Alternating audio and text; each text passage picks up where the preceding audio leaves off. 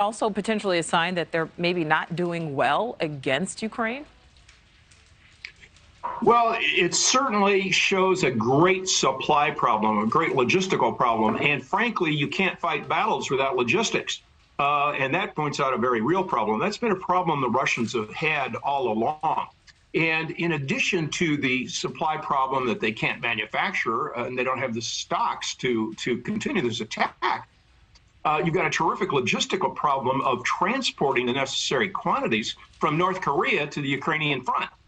You know, it's 4,500 miles by air from North Korea to Donetsk, and it's 6,600 miles from Pyongyang, the capital, to Donetsk.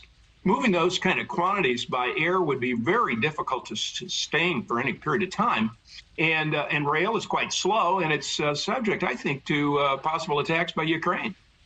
And I want to go back to something that you mentioned, that, normally North Korea would be buying from Russia. So now that we're seeing the tables turn there, I mean, what does North Korea really have to offer Russia?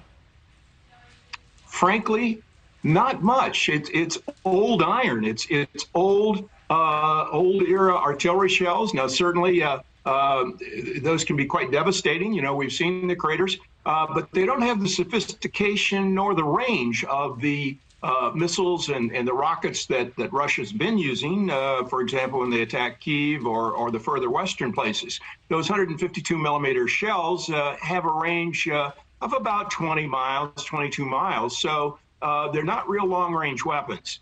And they're very old weapons. So, and they're not smart weapons. They're not guided missiles. They're not the latest technology. These are the same kind of weapons we used in World War II. So it's not the latest and greatest technology. Oh, and General, before we let you go, of course, we do want to talk about these new concerns around the Zaporizhzhia nuclear power plant in Ukraine. It was disconnected from the grid again this weekend. Now the UN asking Russia to respect this safety zone around the area, around this plant. But General, do you think that will happen? Well, I think the fact that Russia and Ukraine managed to agree to let the inspectors in was a positive sign. Now, whether it'll go any further than that in terms of safety procedures, I don't know. Frankly, we're playing Russian roulette here. The problem is that it won't just impact Ukraine or Russia, but if there's a nuclear disaster there, it will impact all of Western Europe and indeed eventually the entire world through radiation spread. There needs to be at least a 15-mile radius demilitarized zone, no fire zone around that nuclear plant. It needs to be declared and it needs to be enforced. Yeah, because we certainly would hate to see what would happen if it is in fact hit. General Inyart, thank you so much for your time. Pleasure to be with you, Nichole.